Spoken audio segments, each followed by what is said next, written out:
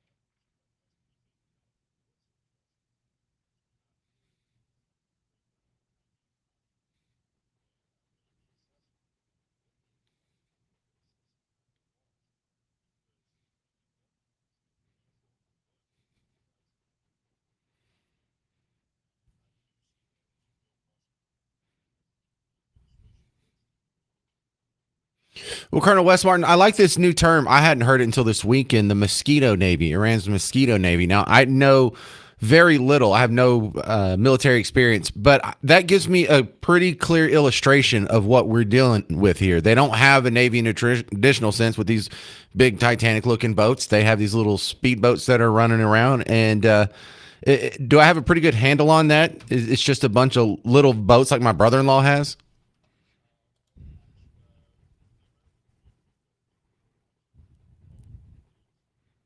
That's the JFK boat, isn't it? Isn't that what JFK was? Yeah.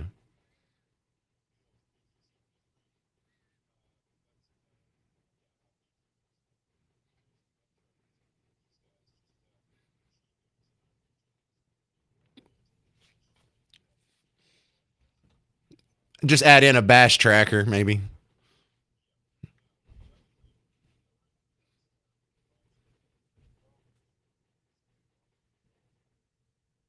I want to see pictures of that. Are we ever going to get to see that? Because that's one of the things I've liked about war in the modern era is, just the little boy in me likes seeing things blow up.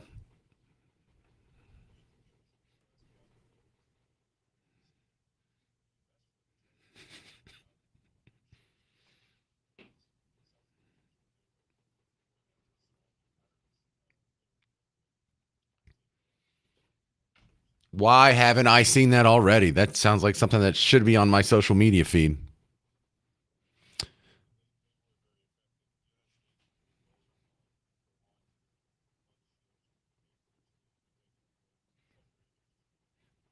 Okay, so now Straits of Hormuz had a little bit of a blow up. For us, it was this morning, and I realized they're like 10 hours ahead of us. Are boats actually going through? Is commerce happening across the Straits of Hormuz right now, Colonel Wes Martin?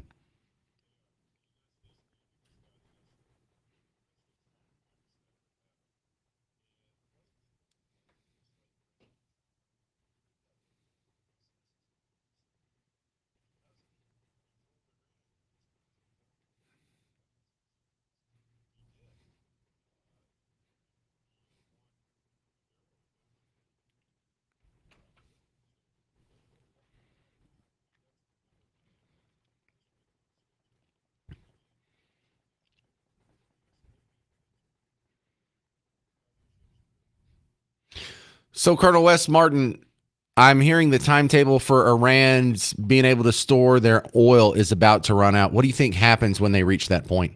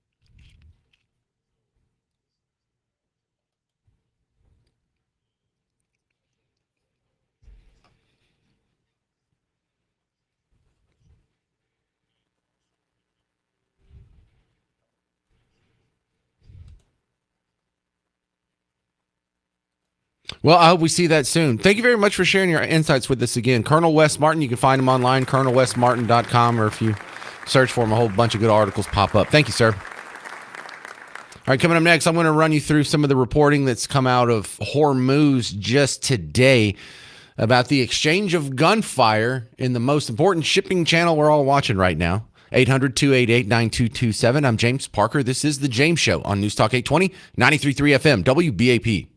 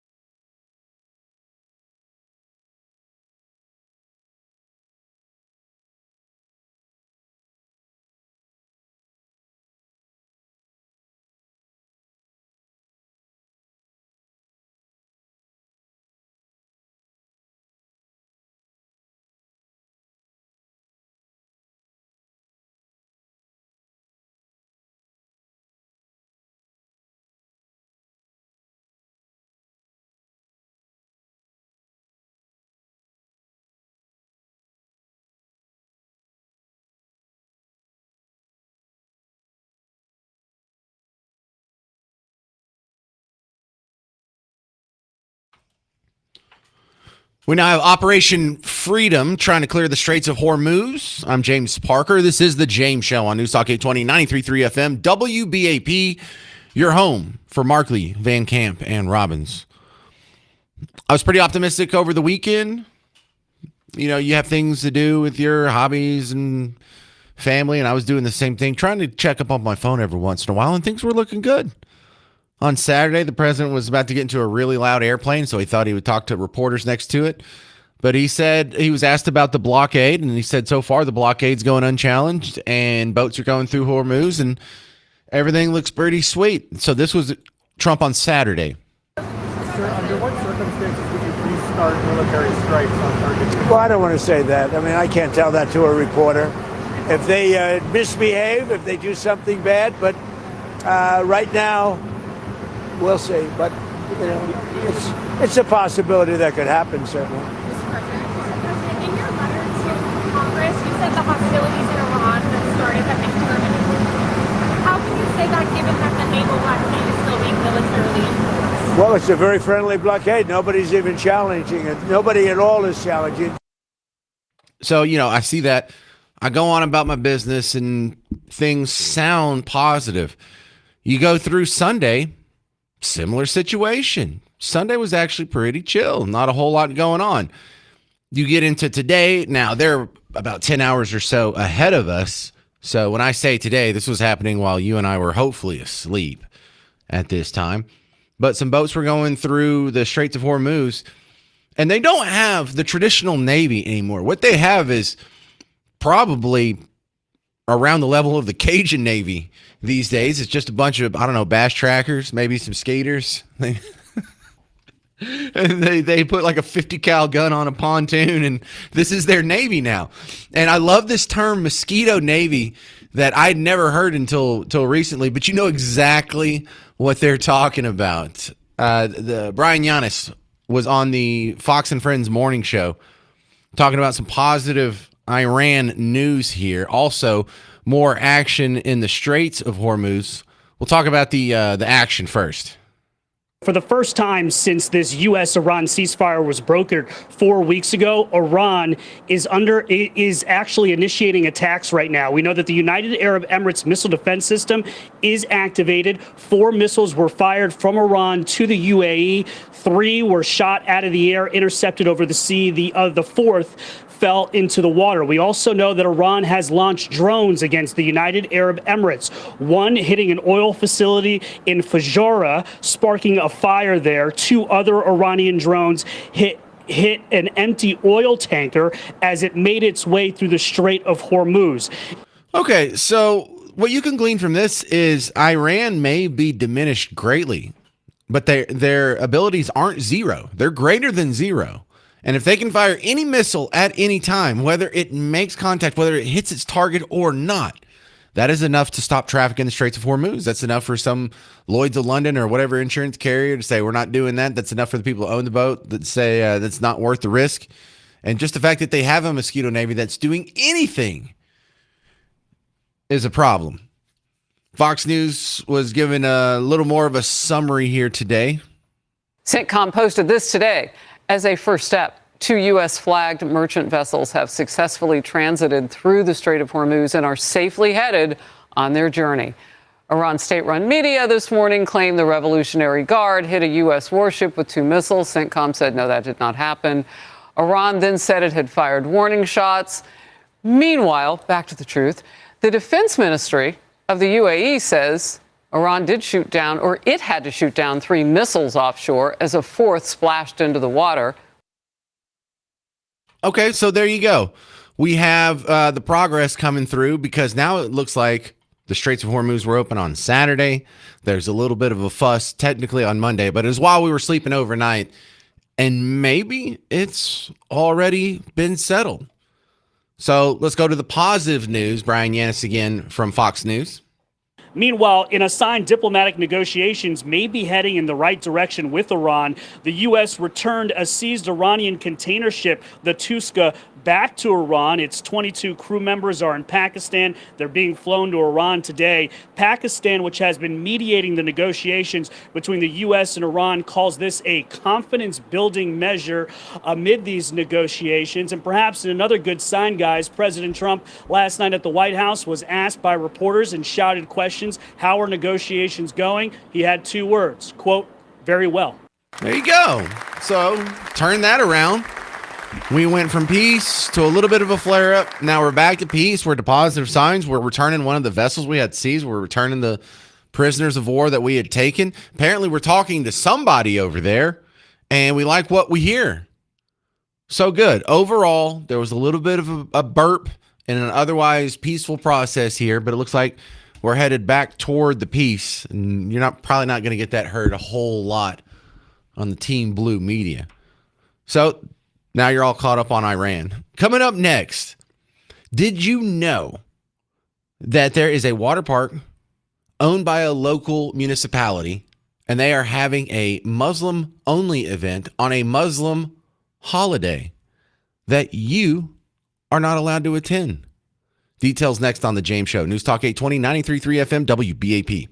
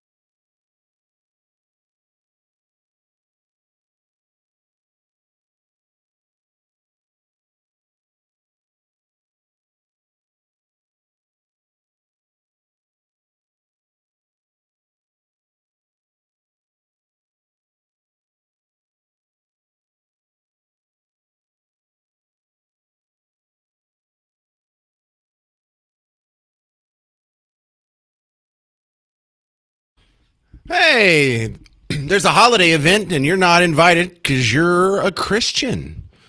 I'm James Parker. It's News Talk 820, 93.3 FM, WBAP. Now, normally that's not a big idea. Other religions are allowed to have their own holidays outside of the Christian world. What do you care, Parker?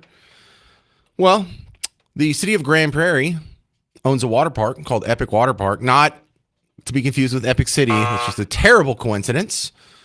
But they're having an Eid celebration. It's a Muslim holiday, EID, and at the Epic Indoor Park, this is their third annual DFW Epic Eid at Epic Indoor Park. It's happening Monday, June 1st from 3 to 8 p.m. Kids 3 and under get in free. Now, they must be accompanied by a paying adult. But for one day only, you can come celebrate Eid with them. Halal food will be served with a food ticket. Modest dress code required. Burkinis for ladies. Swim trunks and shirts for men. Yeah, over in the Baptist world, swim trunks and shirts, that's just for the fat guys. But no, even the in-shape guys have to wear shirts.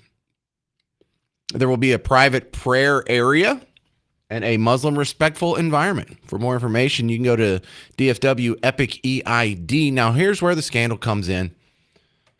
Sarah Gonzalez from the Blaze and Texas Scorecard brought this to my attention yesterday. She had posted it on Twitter, and she had the flyer up. And in the flyer, there was an extra little part that's not on the website anymore. It got scrubbed. You want to know what that part said? It said, Muslims only. Uh-oh. Oopsie. Muslims only? Well, that sounds, dare I say, discriminatory. Oh, my goodness. But yeah, it says, for Muslims only, a family-friendly environment. Sarah Gonzalez has a much bigger online following than me, so she tweeted that out, made a big fuss yesterday. They have since changed it to where if you go to the website now, dfwepiceid.com, it says, come and celebrate Eid with us. All are welcome. Oh, you changed it already. Still says all the stuff about the prayer room and the halal food, but they just changed that one little line because it previously said Muslims only. Now, I would have absolutely no legal argument, constitutional gray area, whatever, if this was happening on private property. But it's not. It's happening on taxpayer-funded property, taxpayer-funded water park, and you're footing the bill. Isn't that great? Hey, all you people who are separation of church and state when it comes to the Ten Commandments in the classroom, where are you at on this one? Where are you at? Oh, hey, we got a response from the Antifa, BLM, woke ninnies that always get their butt in a rash about church and state mixing. Oh, you're quiet on this one. Oh, that's right. Because you're not against church and state. You just hate Christians. Got it. Okay. We understand now. Should this even be legal? 800-288-9227. Now, of course, I think this shouldn't be legal, but let me do my... I feel like this is probably annoying to people who don't agree with me, so please give me a little bit of grace. I know I can sometimes sound like a butthead, but that doesn't mean I'm wrong. In my preferred method of statecraft, I'm far more libertarian than most of the people listening, Democrat or Republican.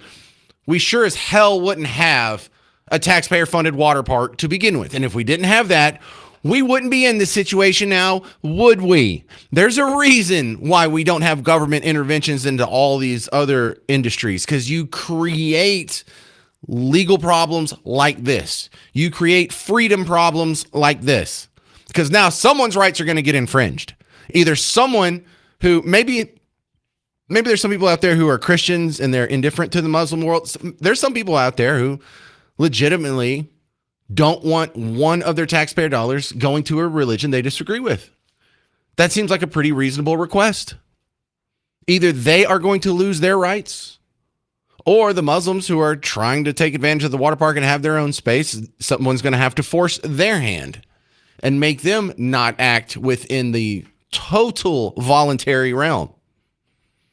And let's point out that this whole problem was created, the same problem with public schools.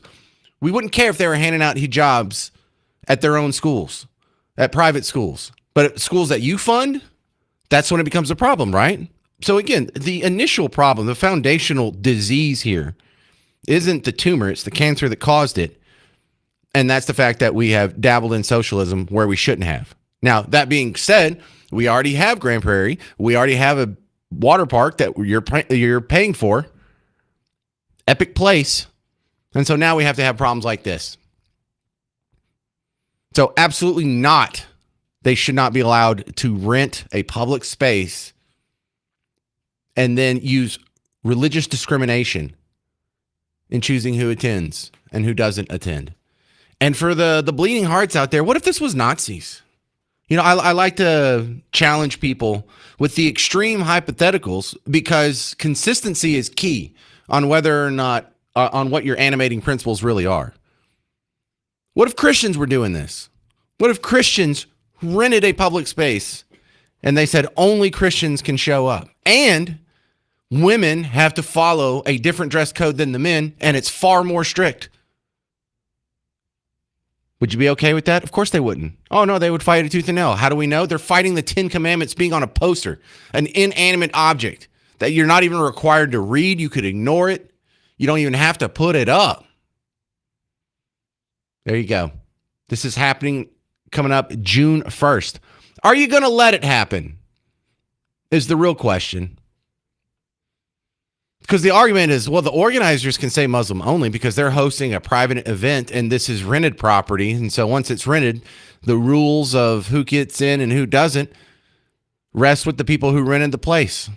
All right. If that's your explanation, you can call in and try and make that. I've got the counter answer to a whole lot of that.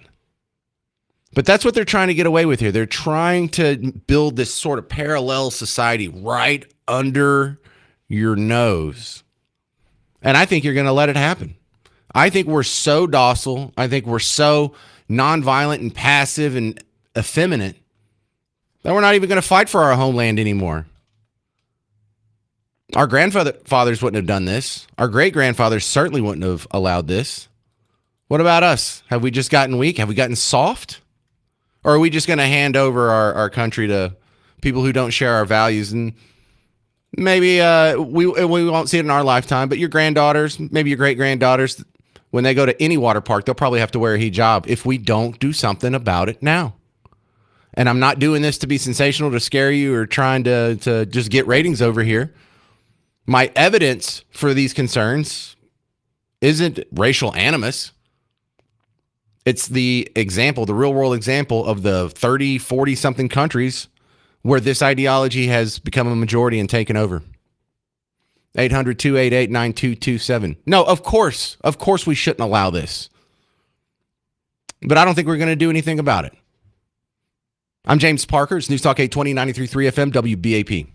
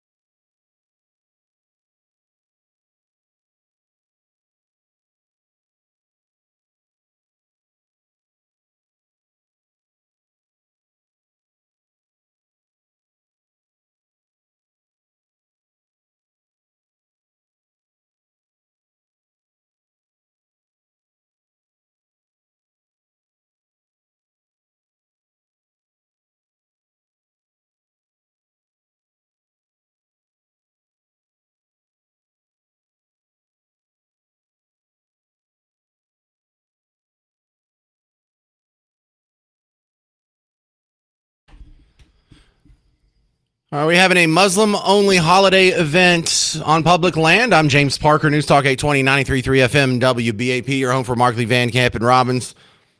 My next guest coming back on from the Dallas Express is Chris Putnam. And Chris, I saw this from Sarah Gonzalez over the weekend, so I got to give her credit for bringing this to my attention. But there is the water park in Grand Prairie that has been rented out for the third year in a row by some Muslim group who are having a celebration. And the original flyer that was being passed around said Muslims only. And now if you go to the website, they have updated. The rest of the flyer looks exactly the same. They just changed that one line to where it says everybody's welcome, which I'm not buying. But that being said, is this even legal?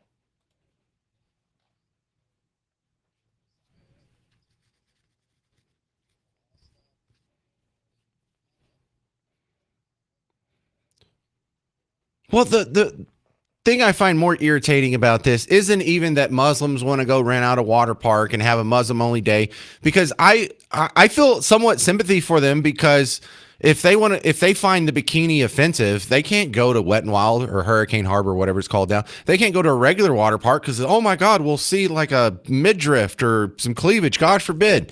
So I understand. Well, it doesn't, because they say on the dress code for this water park event that you have to wear a burkini, and guys have to wear swim trunks and a shirt at all times. So they have the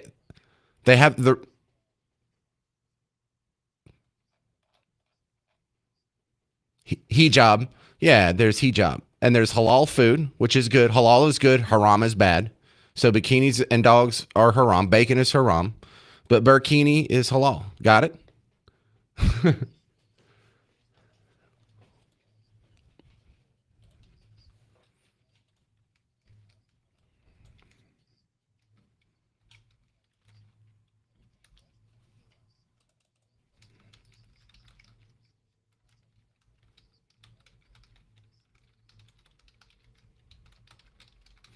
Well, I like to use different, very extreme examples to see if the principles stay put. Because for the people that are willing to look the other way and they're like, well, just because you disagree with it doesn't necessarily make it bad. Well, it's not bad because I disagree with it. It's bad because it oppresses women. It's bad because they throw gays off of buildings. It's bad because everywhere they've taken over, people don't have their full complement of individual rights. And that's the whole point of government. It's supposed to protect your individual rights. And so if they're now facilitating the group of people who has demonstrated on a 100% pattern that they will infringe on your rights, I find this incompatible.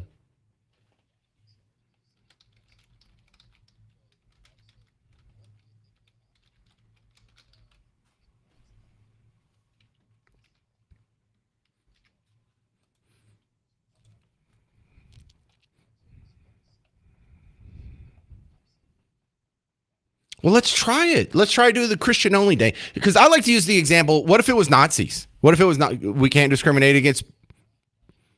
Yeah, because the other complaint I have about the double standards around here is watch me just totally switch gears here. Last Friday was May Day, and when I got done with the James show and I actually saw some of the reporting from last Friday, I couldn't believe how many school districts across the country they got off class to go protest for communism, and a bunch of teachers were out there protesting in favor of communism. And I think that's like on the level of Nazism. If you found out your teacher was a Nazi, wouldn't they necessarily get fired? Well, if you found out your teacher was a communist, they should be fired too. They killed more people than the Nazis. They've destroyed more lives than the Nazis by a factor of 10 at least. It's literally the most destructive ideology mankind has ever attempted, and that counts religion.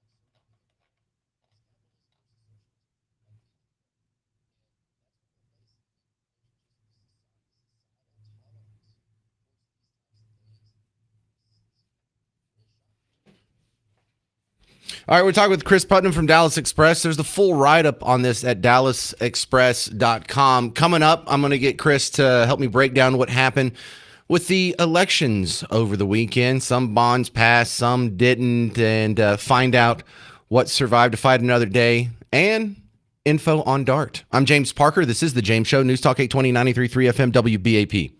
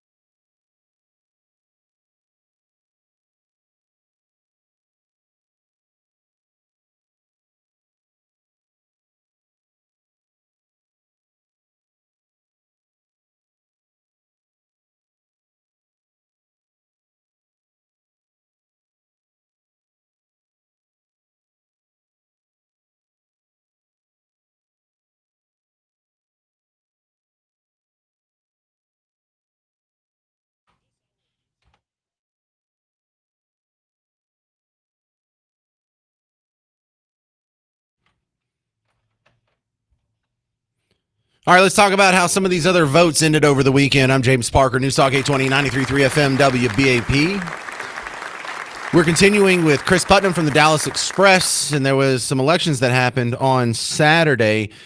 And one of the main ones that I've been watching, because I hate dart with the hot heat of 1,000 suns, is the dart vote that was still remaining in 3 suburbs on whether or not they were going to remain with the public transit service. University Park, you guys suck. You let me down. Addison, suck as well. The heroes today, Highland Park. Highland Park had the guts to vote DART out of their city.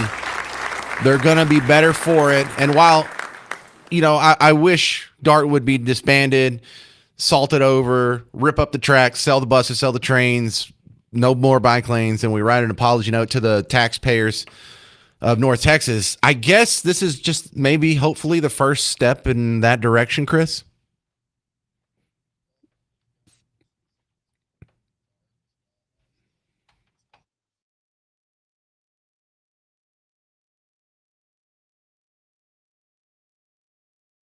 Hang on a second, Chris. Hang on a second. Y'all, Chris is going to say a story that doesn't sound very sexy or exciting. There's not going to be any nudity or drugs or rock and roll in it. But you're about to tell the story of how the 3 other suburbs took it off their ballot. Is that what's going on? Tell that story, because this is the juicy story that, again, it's not sexy in traditional terms of news, but people, be intellectual and be a little deep here. This is the most important backstory you're going to hear today. Go.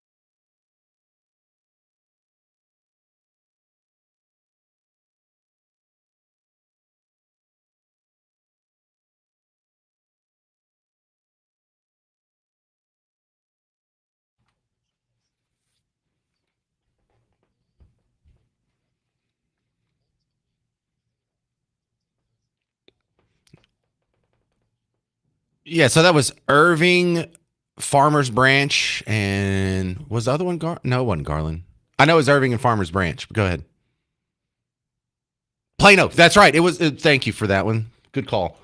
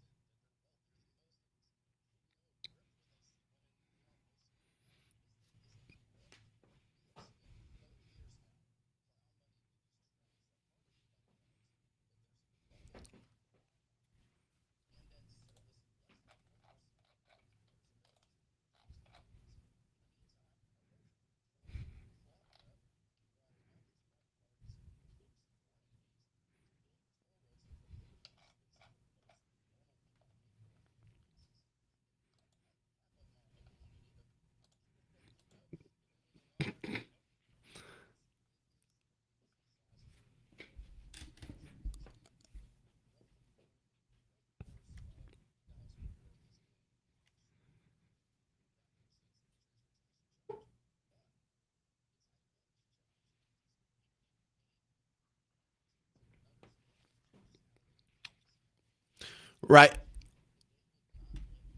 The well, the the number behind the storyline you're telling is that when DART was passed in 1983, a little over 3% of commuters in North Texas used DART. DART has driven that number down to 0.6%. They like drove it down. One more thing before we get out of here, and I only have about a minute, Chris, is there's a bunch of terrible school bonds on so many ballots around North Texas. The biggest one was in Dallas ISD, and all four bond propositions passed by huge margins, by like 75%. So people just, I guess they just can't go into debt and raise their taxes fast enough, Chris.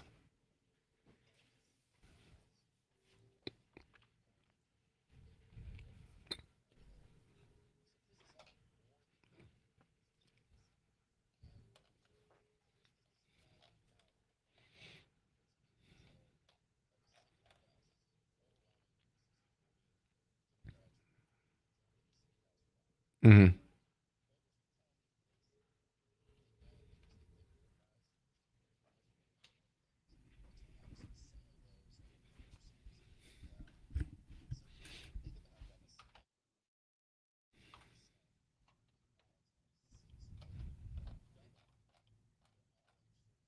And we all get the bill, and there's a great rundown on all these races and the results. Go to dallasexpress.com.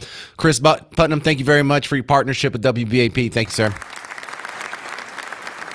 Coming up next, you're going to hear from the great Lawrence in Fort Worth, who has some hot opinions on Muslims taking over a city-owned water park and excluding you.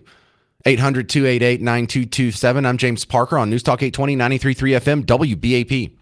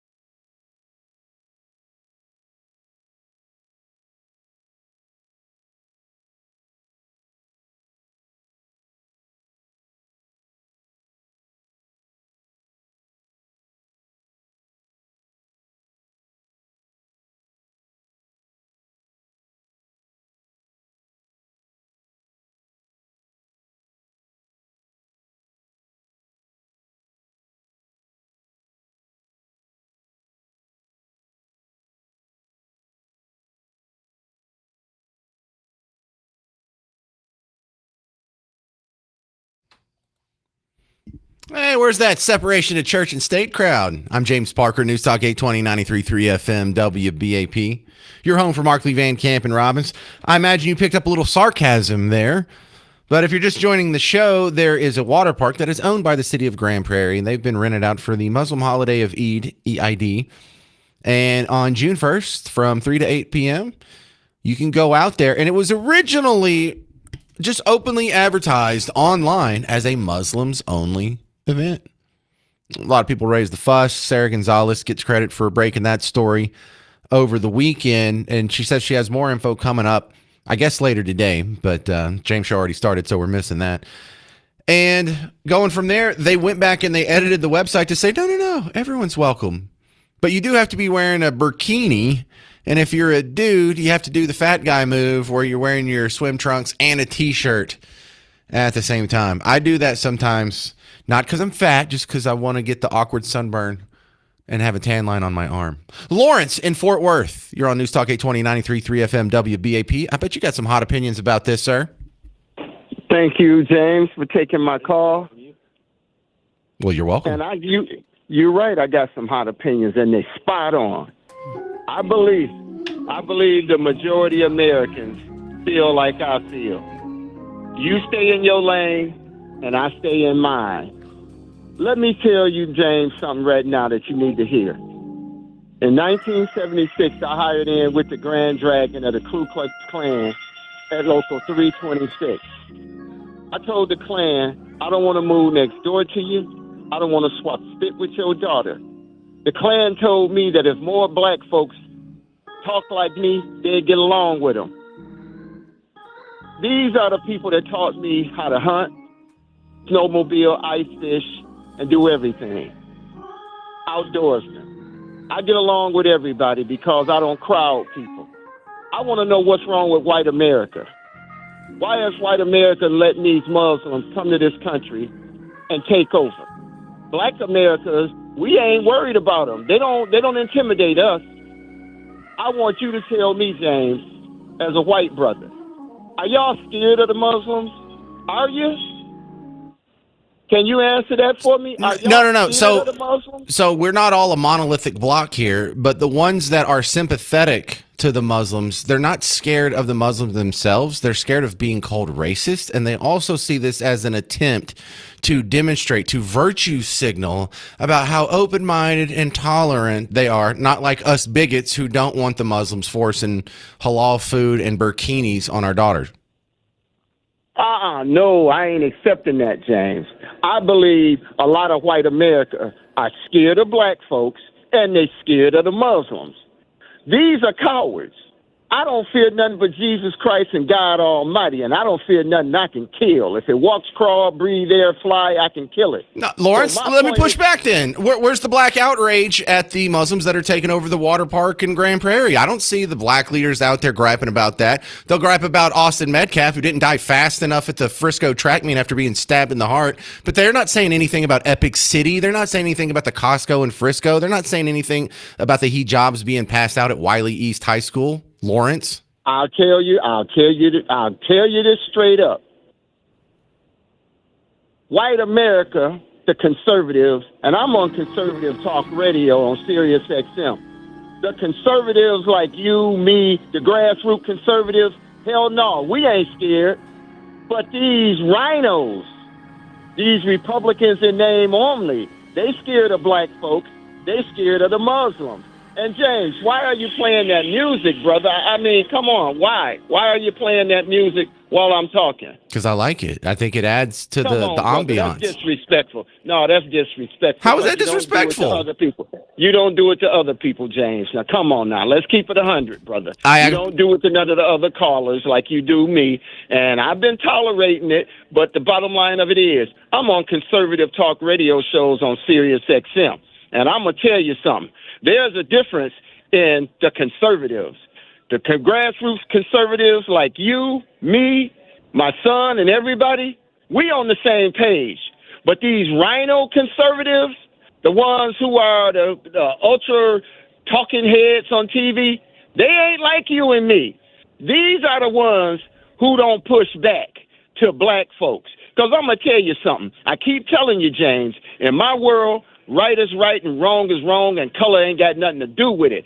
My son just came back from the Middle East. He done did two. Muslims in the Middle East ain't acting like the Muslims down here. Now, what does that tell you? If the Muslims in their own doggone country ain't forcing their way of life on other people in their country, how the hell can they come to America and force their way of life on you, me, and everybody else? No, we got to call it what it is, man. I agree. You ain't scared of them. I ain't scared of them. And Black America damn sure ain't scared of them. Because you know what? The Muslims were the ones, the Arabs were the ones who were instrumental in the slave trade. We got brothers and sisters in Africa who were instrumental in the slave trade. You see, James, I say this to everybody. If you want to keep a secret from people, you put it in a book. If you want to hide it, you put it in a book. But if you read and study history, you begin to understand that it ain't always what you hear from the talking heads on the left and the right. Because everyday people basically feel you do you, I do me, live and let live. I ain't going to force my way on nobody. But look at these people coming from the Middle East. See, Lawrence, from hang on. Let me interrupt. This is why I play music under you, because you do a monologue. You're not breaking to have a dialogue where you and I talk back and forth. You have a message you want to get out. You're pretty good at it, but since there's not going to be a dialogue and you're just going to go on a sermon here, I was playing sermon music under you. Shut up. Tell me to shut up and let you talk. What if I like your monologues? What if you're good at it? No, you tell me to shut up and let you get a word in. That's Lawrence, what you it do to sounds me. so cool to have the church organ being played under you when you get on your rolls. I think everybody enjoys it, and it certainly wasn't meant as some sort of insult or slight. It's a badge of honor to have your own music bed. Thank you. That's Lawrence in Fort Worth. All right, my next guest, Kaylee Campbell. Kaylee Campbell, she is one of the independent journalists that's been running around knocking on doors, busting Frisco Indians and all kinds of other chicanery that's happening right under your nose. And Kaylee, I bet you've got some hot opinions about the Muslim-only event at the Grand Prairie city-owned water park next month. I absolutely do, but am I allowed to comment on your last guest? Because I'm kind of confused on what his whole message was. Can I play the preacher organ under you? Yes, I was going to ask you to do that. I love it, man. Anyway, you want to ask about Lawrence? What do you want to ask about Lawrence? Well, yeah, I couldn't really tell what position he was coming from. I guess he was claiming that the rhinos are the ones that were scared of them, but the rhinos are the ones that are actually siding with the Muslims. So I'm not sure what he's going on about. All I know is if he's worried about Black America and his brothers and sisters, he should worry about the African and Nigerian brothers and sisters that are being murdered by Islamic terrorists in their own country. That's all I have to say. Yeah, well, Lawrence in Fort Worth is such a regular caller. He has his own soundbite, so he's usually got his head screwed on straight. Hang on a second, Kaylee. We're going to get a news break. We'll continue with Kaylee Campbell. She's one of the local independent journalists. You've heard her on the James Show, sometimes live as a guest, more often as sound clips from some of her investigations and reporting here in North Texas, and she has a new report coming up. But first, we'll get her take on the Muslim-only water park event coming up next month in Grand Prairie. I'm James Parker. This is The James Show on News Talk 820, 93.3 FM, WBAP.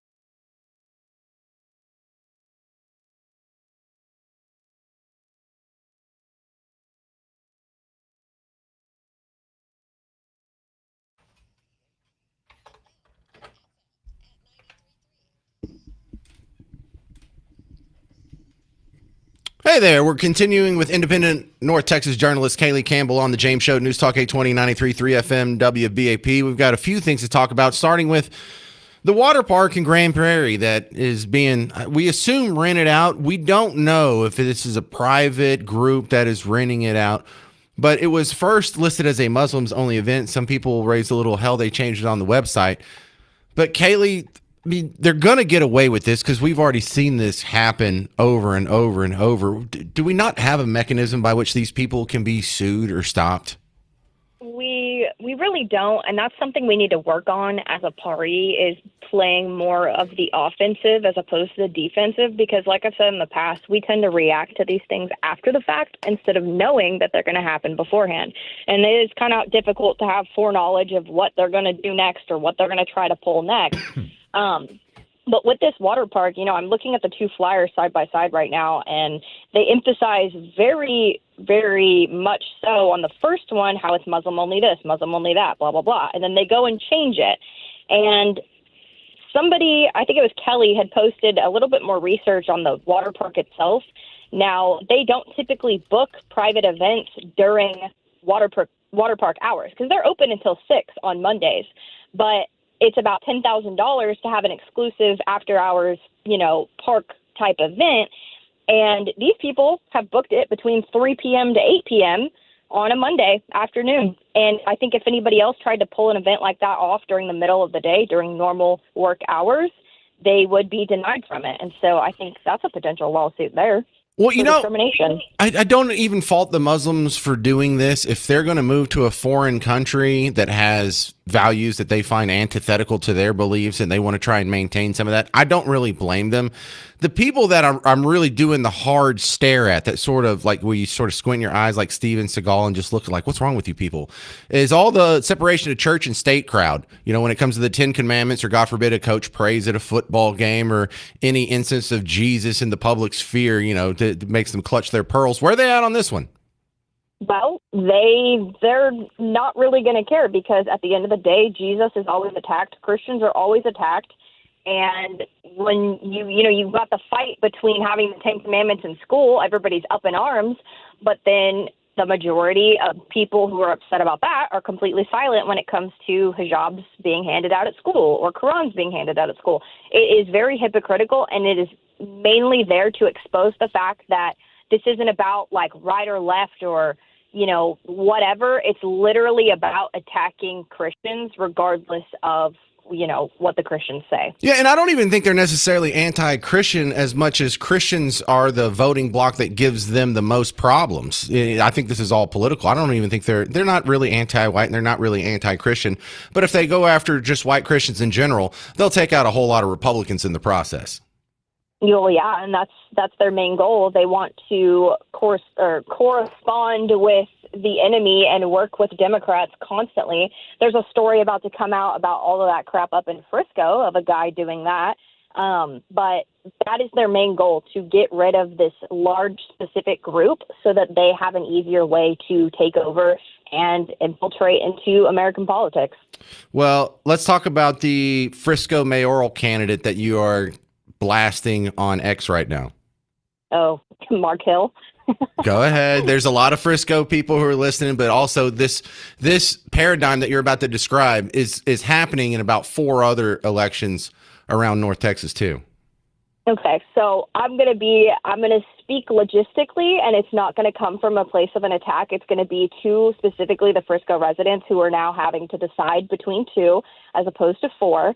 Something that they legitimately need to look into, and I'm going to have a video coming out about this soon, is who Mark Hill surrounds himself around. Now, he is right now surrounding himself around a man who is allegedly a very, very prominent con artist and liar and scammer. And if these people are the ones that Mark Hill is choosing to attach himself around, then how does that show how he's going to be if he is elected mayor? And with his own commitments not being, I guess, stuck to, and the certain people that are backing him, whether they're donating to him, whether he's paying people under the table, regardless of what's going on, it's going to expose the fact that he's working not even with Republicans, but literally with Democrats. He's working with people who've donated to Democrats. He's working with people who are undermining the Republican Party and the conservative movement. And I don't think that he necessarily runs his campaign on being conservative, but he does identify as a Republican. And so it's very hypocritical. And when it comes down to what is going on in Frisco, there are two certain threats that people have been talking about. And the main threat for Frisco is the mosques being built, the events happening, the Muslim takeover that I'm not going to shy away from, and I'm going to bring that to attention. So just notice, I should have had the chapel music playing over this, by the way. I can do that. It's not too late. Organ player, play.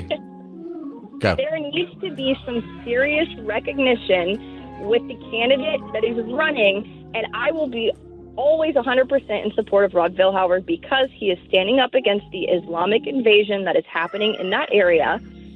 And so I just need the Frisco residents to do their research, to read into the people that Mark Hill surrounds himself around, and just look at his campaign finance reports. Just do your own research. Well, then That's you have another picture on your X feed, Kaylee Campbell, of one of the city councilmen for Frisco, Laura Rummel, and she's wearing a hijab at some table where some other Muslims are passing out material. And this level of pandering, this is almost heartbreaking. It's like you can't embrace the woman oppressing ideology fast enough. And you're a woman that wants to be in charge of anything. What the heck? The cognitive dissonance here is just unfathomable.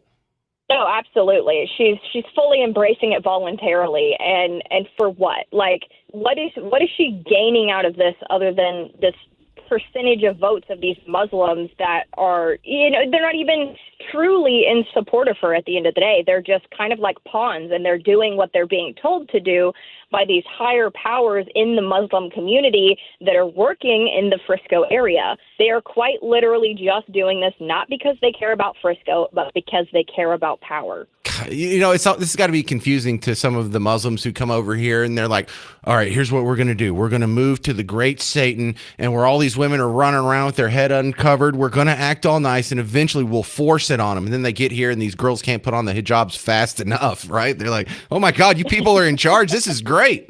All right, Kaylee Campbell, thank you very much for your help on these topics. I hear you got some new reporting coming out soon?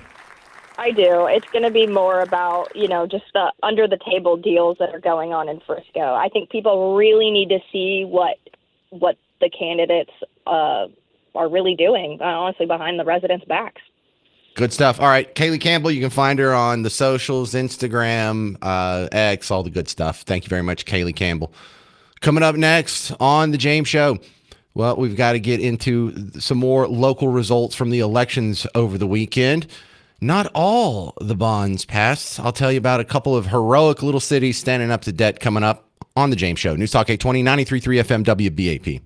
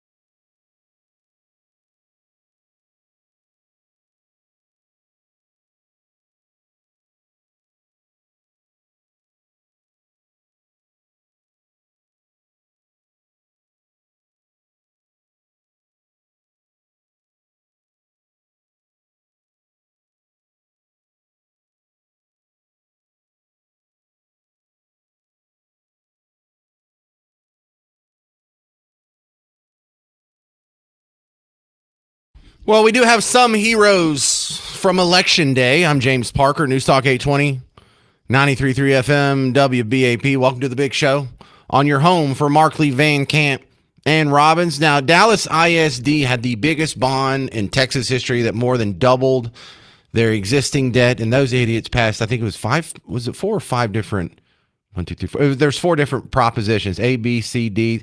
They all passed with about 70 to 75% support. So they just can't raise their own taxes fast enough. And that breaks my little capitalist heart, my little free market Austrian economic heart. It bleeds a little bit when it reads terrible results like that. But I like the guys that are bragging. Some people just know who I am and what I love, and they send me these very uplifting messages. I heard Pilot Point had a big bond issue that was going to more than double their existing bond, and they slapped it down. So these people are heroes. God bless you. I can't get over how fast and enthusiastic these people can raise their own taxes. And the dastardly part is their terrible decisions affect the rest of us. Their terrible economics are forced onto you. And that is the behavior pattern you are going to notice. If you're new to the James Show, just start putting like little thumbtacks in your memory here on how many of these issues that we face every day is Team Blue trying to force something on me or you. And how many times are you trying to force something on Team Blue? Right? You're not trying to force books that they disagree with into your kids' library, are you? You're not trying to have access to their kids and have secret sex conversations with them, are you?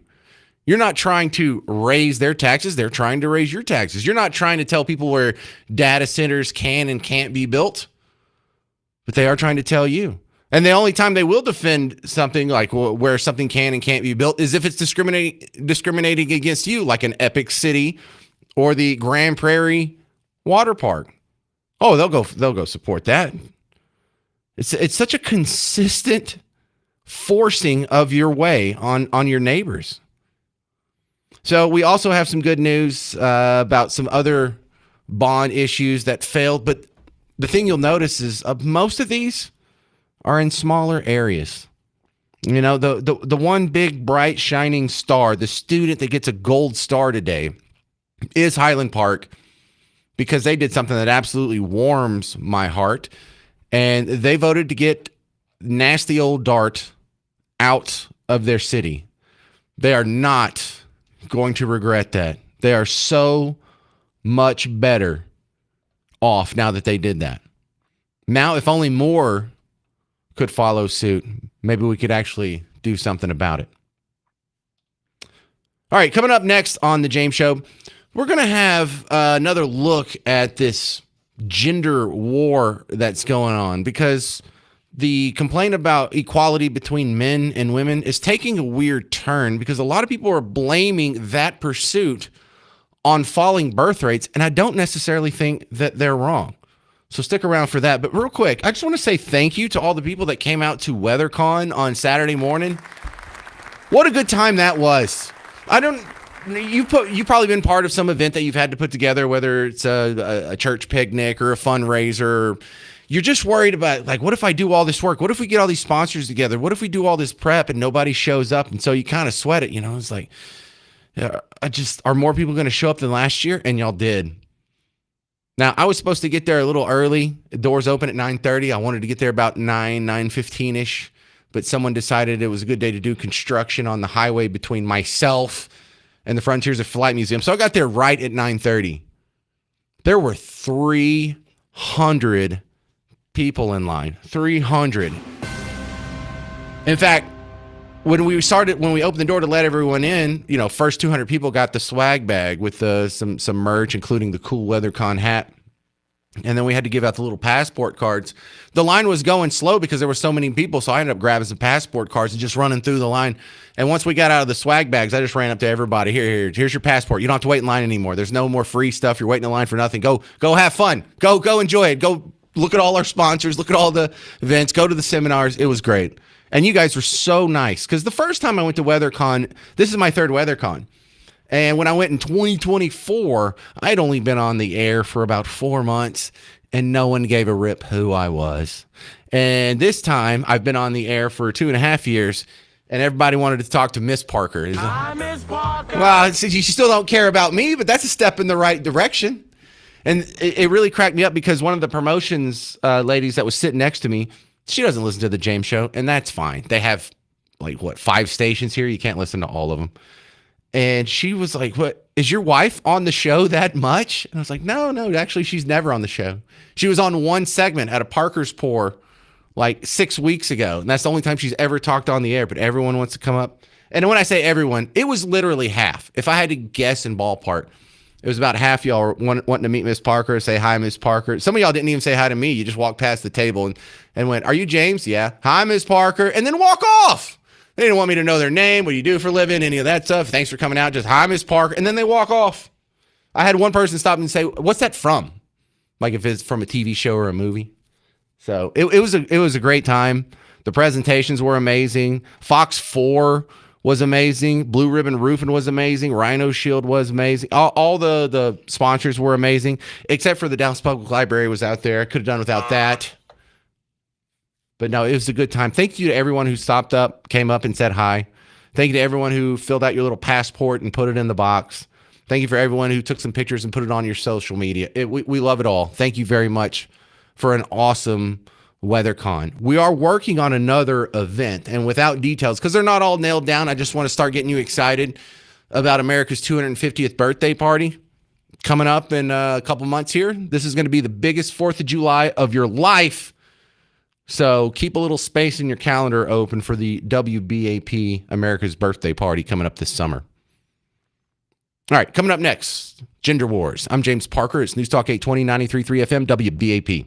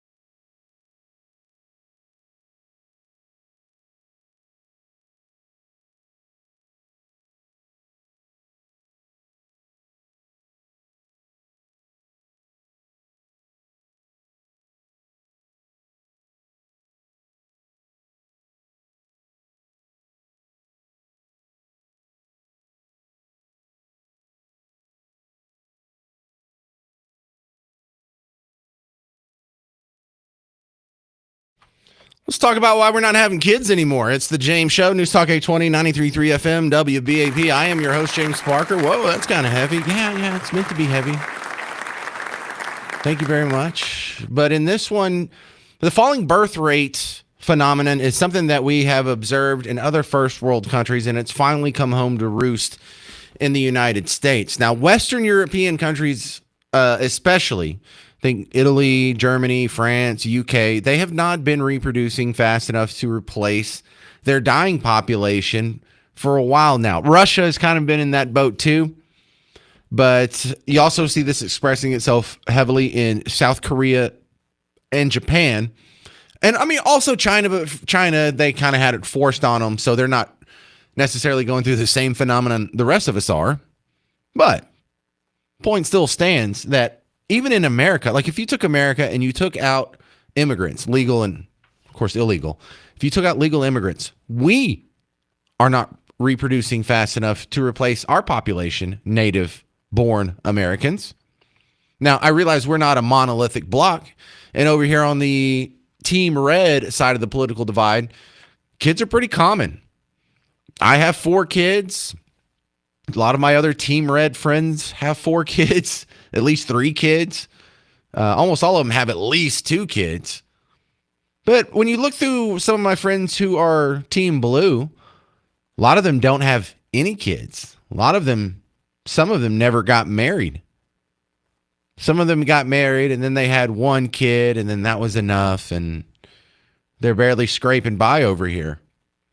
But it is starkly different because I crossed the boundaries. I was born and raised out in the middle of nowhere and, still have my bug tussle roots and I'm aware of what small town America is like. Then also I've spent most of my adult life living in big cities and I know what the Team Blue, hyper Team Blue urban situation looks like.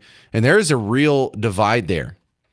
But overall, we do have a problem with pre-production or lack thereof. Here's a 30-year-old. I didn't catch his name, but this little video went viral, not necessarily because of what he's bringing up, but the discussion that you and I are about to have. I want to hear your theories on why we aren't having kids. I'm 30 years old. Not one of my friends has children. 0. No one. No one's having kids. Do you know how hard you need to abuse a mammal to make them not have children? Like for real. Let's step here back a moment, right? Never thought of it that way. Yeah, look, GDP goes up. People have have enough food, and whatever. No one's having kids, and this is across the world. This is across both the West, the East, everywhere it's happening. So there's a thing that happens, especially with even younger than me. Like the kids are 18 today. There's a huge problem where they don't dance. No one dances. They go to clubs and they don't dance. Why is this? Because you get recorded. Yeah. If you're an 18-year-old kid, you go to a club, you get recorded. If you approach a girl and you mess it up, you get recorded. Everything is the panopticon now. So if you had to ask me why, my answer is technology. My answer is social media. My answer is AI. My answer is algorithms. Do you know what dating app algorithms do? Do you know how they optimize? They don't optimize for you to meet your love of your life. They optimize you to keep coming back to the app. All right, I think that might be a little oversimplification of it, but I think I want to talk to parents, especially if you're around my age or you got kids that have recently gone through that sort of coming of age phase. Why do you think they're not having kids? Because this is something myself and Miss Parker talk about on quite a regular basis because our kids are 2, 12, 14, 15, so not quite in the reproductive phase yet.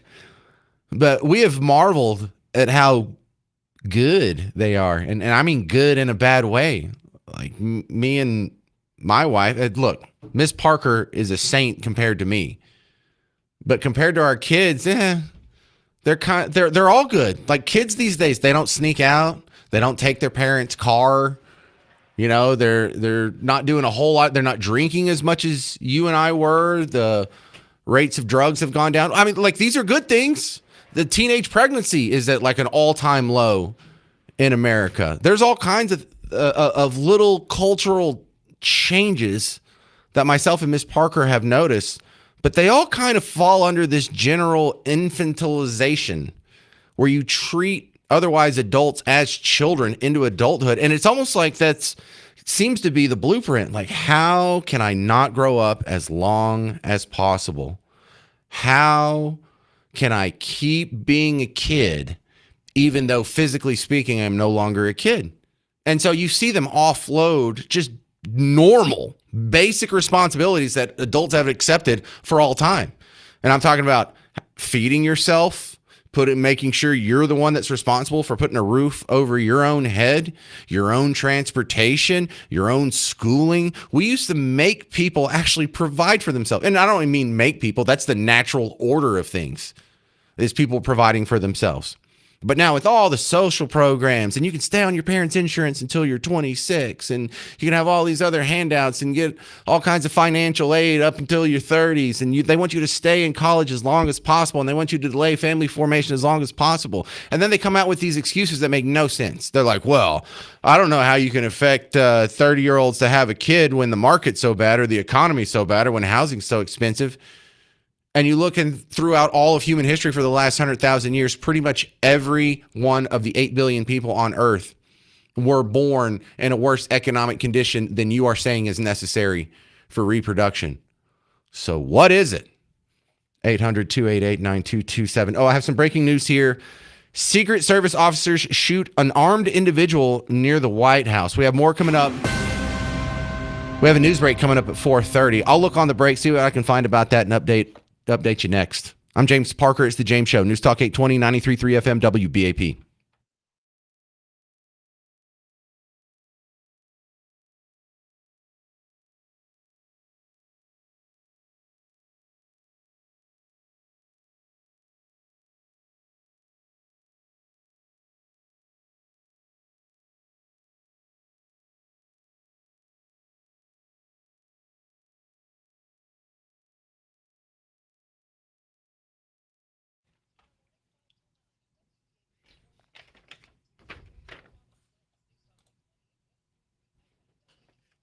Hey, James Parker here for QC Kinetics. I saw someone this weekend that was limping around, and they're probably about my age. And look, I'm almost 50 here, but I got a little gray dusting on the side. My beard's mostly gray at this point, and we look like we're about the same age.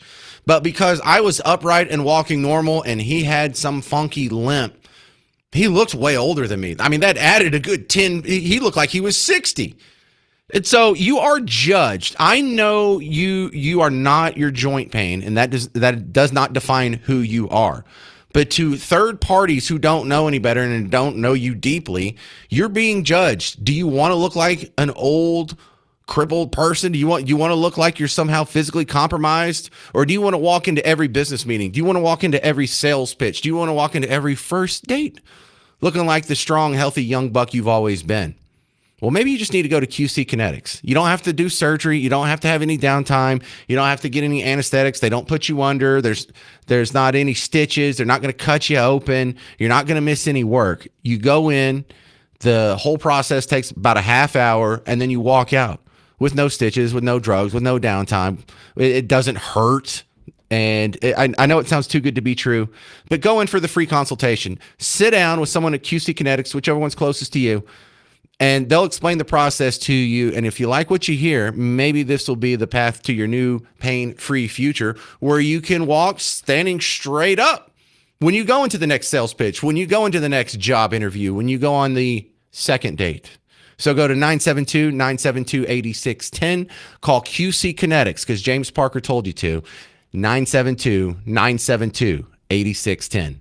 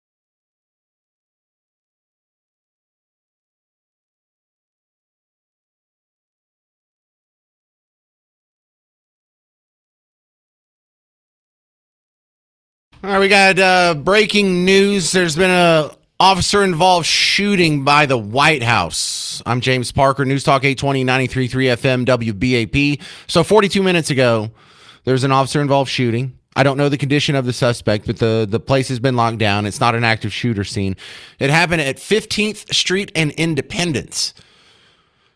So if you've been to Washington, you probably know exactly where that's at. It's in the National Mall. And Independence is the street that's on the south side of the National Mall. You know, like the scene in Forrest Gump when he's giving the speech and there's the reflecting pool and Jenny runs out into the water. You know, it's that whole line. Well, when you get to that green space as it intersects with the green space that comes down from the White House, that's 15th Street. The intersection, the bottom of that mall is Independence. So this counts as about 3 blocks away from the White House. So not really within shooting range of the White House, unless you're an amazing sniper. But they've got people are putting up videos already on your X feed. The cops have got a lot of it locked down, and most of this seems to be, well, what I'm looking at. I guess they're shooting this from the Ellipse. Do y'all know where the Ellipse is? Am I talking over people's heads? Between the Washington Monument and the White House, there's a big green space. It's called the Ellipse. And I guess they're planning on building something there in the future, but it looks like a perfect spot for a monument in the future. So we're talking about 2 blocks away, just south of the White House, right next to the Washington Monument. That's 15th and Independence Avenue. So the president was not threatened or hurt. There was a White House lockdown. They were rushing journalists off the North Lawn briefing room as a precaution. But again, no active shooter situation. The only thing I know is the police officer shot someone near the National Mall. I don't even know if it was Secret Service. I'm just getting these reports from the Secret Service. So the official verbiage that even the Secret Service use is officer-involved shooting. U.S. Secret Service personnel on the scene. Officer 1 individual was shot by law enforcement. That's all we got. That's all we've got. So I'll let you know more as it pops up. I see John F. Kennedy Jr. Is he still alive? Oh, it's a different one.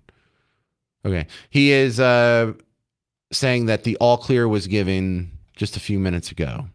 And there's your update. The aristocrats. All right, to the phones we go. Tim in Rockwall, thanks for waiting through the news update. You're on News Talk 820, 93.3 FM, WBAP. What's up, man? I was curious if you have ever seen the movie Idiocracy. Oh, do you mean the documentary Idiocracy? I love it. The documentary, the future forecast. I call it a pre-documentary.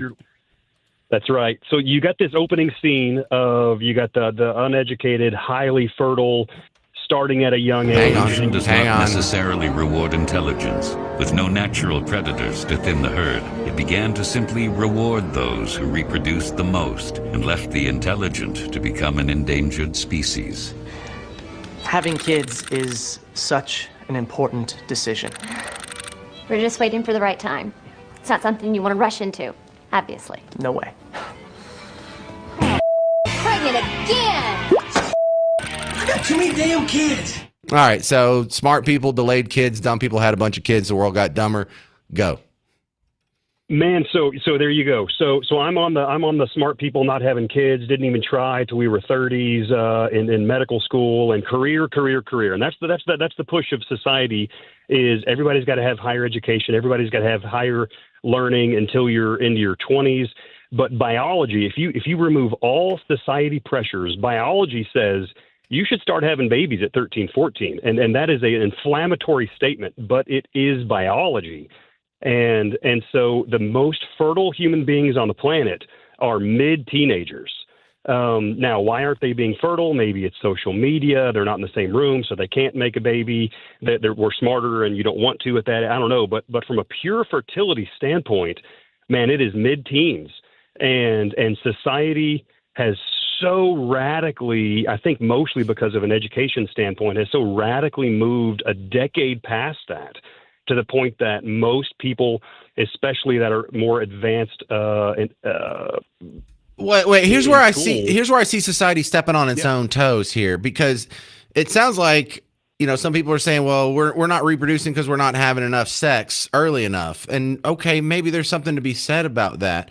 But also, I think one of the reasons we're not having as many babies is because we want to have too much sex. And, if you start having babies at 18, then you don't get to sleep around and with all of your 20s and be a hoe and experience the world and, have all kinds. And so I think there's this weird pursuit of promiscuity that actually gets in the way of the intended purpose of the sexual act. Yeah, so intended purpose is obviously to procreate and to make a child. And from a Christian worldview, you'd want to be married and with a family and all of that. And I'm not anti-birth control at all, but obviously if you want to be promiscuous, you need birth control, and then that's going to obviously lower the birth rate if everybody is perpetually on birth control. So yeah, I think at some degree it's the society's conflicting with biology. That biology says you should be having babies and starting families earlier, way earlier than we are. And then, I don't necessarily want that for my own kids. I want them to be engineers and progress and go far in society and in education. Yeah. But that conflicts. Well, that's with biology. That's great for guys. That's not good for girls. Guys can put off having a kid until they're 40. Girls can't. And so the age difference that you see commonly in society totally makes sense under that paradigm. But I just see so many weird contradictions that are happening here. And I think that's one of the downfalls of the left having complete control over the narrative and the culture and music and movies is that Christians aren't able to get the word out that, hey, if you like sex, be a Christian. We get to have more sex than anyone. You get married, you have a wife, then guess what? That is consistent sex every day. And I'm not trying to be fun or nasty here. Look at the surveys. Who has sex more often? Who, when they're surveyed, is happy with their sex life? And if you want to just talk out body count, okay, I can't win that argument. But out of just sheer repetition, if you have a great marriage and it lasts for 50 years, you're going to have 10 times as much sex as the person who is single that just goes from relationship to relationship. And if we were better at getting the message out that, being a Christian means not that you have less sex, you're probably going to have more sex if you follow the traditional mores and values. I think that would sell, Tim. Yeah, and potentially allowing that or being okay with our children to progress with that if my son at 18 came up and said, hey, I want to get married, oh my gosh, I'd have so many pauses, but I'd hear him out because there's a biology at play. There's again, from a Christian worldview, that outlet needs to be allowed somewhere, and it's going to happen somewhere, either promiscuity or through a marriage. Yeah. All right, Tim and Rockwell, good talk. Thank you, sir. Coming up next, we got to play Dead or Alive. We're playing for 2 tickets to see Leonard Skinner and Foreigner at Dos Equis Pavilion in August. If you want to try and win some tickets to see Leonard Skinner and Foreigner, call in right now, 800-288-9227.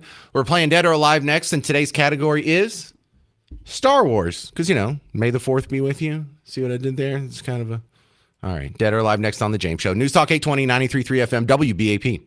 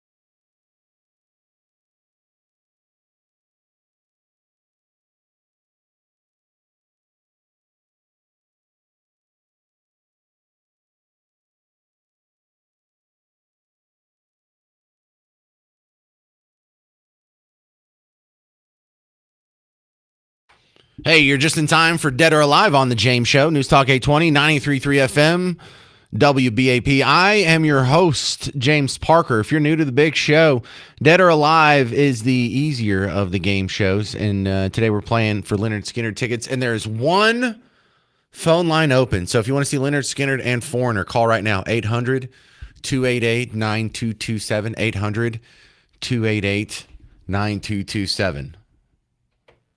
Mr. Jovi? Thank you, Mr. Jovi. And welcome to today's edition of Dead or Alive on the James Show. Oh, I know. Good to see you too. Today's edition, in honor of May the 4th, is Star Wars. I'm going to list 10 actors from the Star Wars trilogies, episodes 1 through 9. That's it. I'm not going to get into any of the other side quests. And you have to tell me if they're dead or alive. James, that sounds easy. It is. And for your efforts on today's edition of Dead or Alive, the winner is going to get tickets to see Leonard Skinner and Foreigner at Dos Equis Pavilion on August 28th. For the rest of you, if you'd like to go out and buy your tickets now, go to livenation.com. All right, we are starting with Kim. Kim in Bedford, you're first up on Dead or Alive. You ready? Did I hit the right button? Kim, you with me? Is it Ken? Kim? Sorry, I had it on mute. Yes, I'm here. Oh, okay, good. Kim's here. You almost lost your chance to get the tickets there, Kim. I know. All right, how confident are you in your Star Wars knowledge? I'm fairly confident.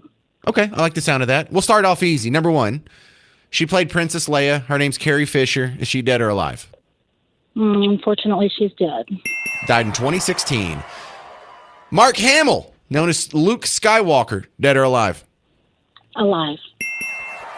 James Earl Jones, who played Darth Vader's voice, dead or alive? He's dead.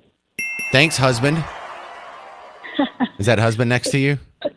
No, that was my son. Oh, well, thank you, son, who's actually watched Star Wars, unlike Kim. No, next one, Liam Neeson. He played Qui-Gon Jinn in the prequels. Is he dead or alive? No, he's alive. 73 years old.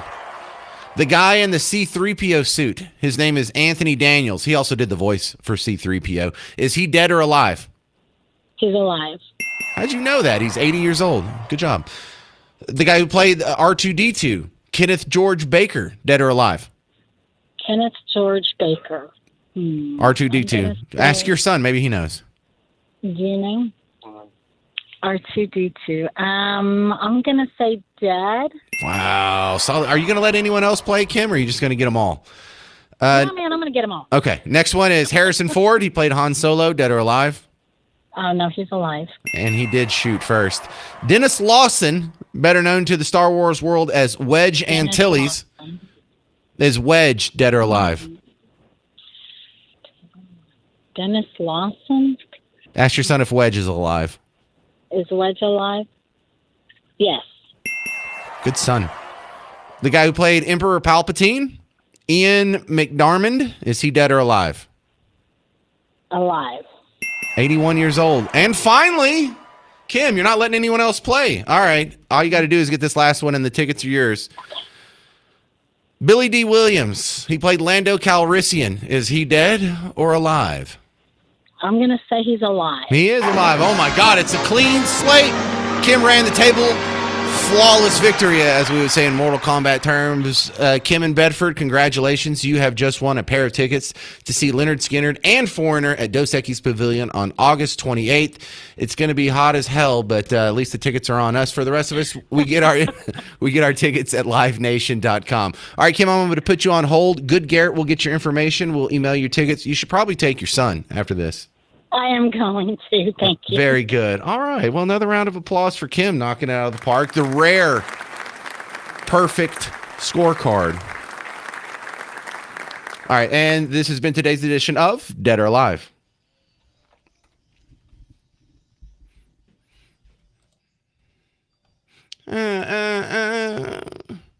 All right, coming up next, I'm going to see if I can find out anything more about the officer-involved shooting that happened 2 blocks away from the White House a couple hours ago. And if not, you're going to hear a funny comedy bit about how often DEI pilots crash. I'm James Parker. It's News Talk 820, 93.3 FM, WBAP.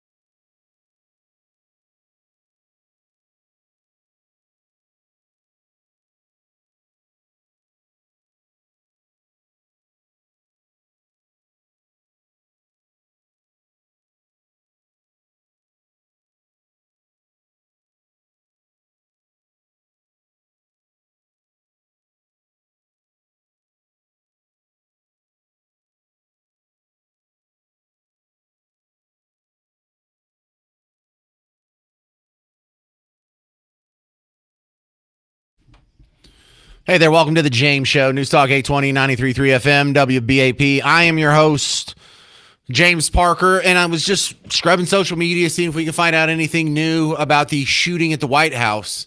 Well, I shouldn't say it like that. A shooting near the White House at 15th Street in Independence, which means it's on the other side of the Washington Monument. So the way the White House is situated, like if you were standing at the front door looking straight out, there's a whole lawn there, the south lawn of the White House. Then there's a road. And then there's another park. It's called the Ellipse that has like a little circle there, but no monument in the middle of it. So it's just a big grassy oval.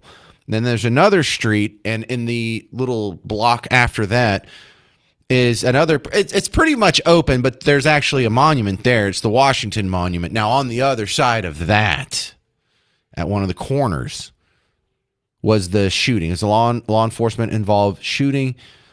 I have no indication of whether it was the Secret Service or some other law enforcement agency that's responsible for the shooting. I don't know the condition of the dude that was shot. I don't know if this was politically motivated, a targeted act, an attempted assassination. Maybe it was some gang violence that just kind of spilled over. Maybe it was a husband who just got sick of his wife. I don't know. So I was trying to find out a little bit more for you so I could get you all updated before I handed it over to Mark Levin. But the only update I have right now is all clear has been given. President Trump is safe. They had escorted the media out, and some of them are now filtering back in. Right now, I'm looking at a video of some of them loitering in the press room, which isn't really that big. But they're just on their phone. It doesn't look like there's about to be a press conference or anything. It looks like they just came back in. So there's your update on that. Wish I had a little bit more for you, but if I don't have it, I'm not going to pretend like I do. So I played a bit on Friday's show from this comedian, Erin Wexler.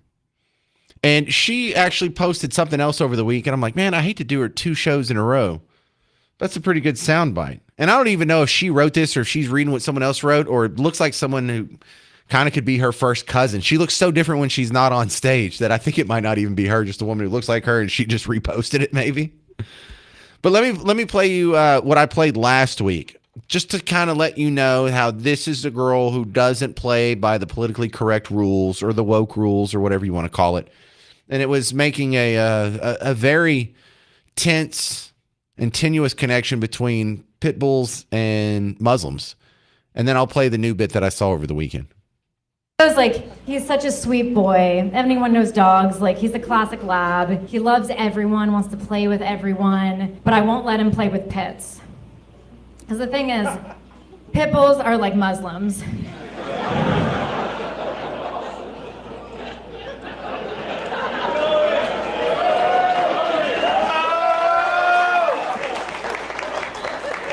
By the way, the few people who aren't excited about this are the pit bull owners in this room.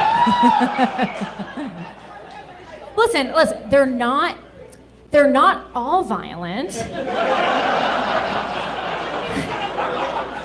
Most of them aren't, but somehow almost every violent attack happens with them. They're like the Al-Qaeda sleeper cell of dogs, you know? You'll see a pet for years, so happy, so sweet, and then they get a signal that we don't see, and they're activated, and your face is torn off. And then you have some liberal white woman defending it, saying that you shouldn't put it down, and that somehow it was your fault. They're like, well, all the ones that I grew up with were super peaceful. Great, we should put them in our dog parks, because it worked out so well in all the other dog parks, right? This is a breed that was they made it just recently. It's meant for illegal fighting. And we have to pretend that all those years of inbreeding and raising them from a young age to fight, like that just goes away and suddenly they're westernized, domesticated. And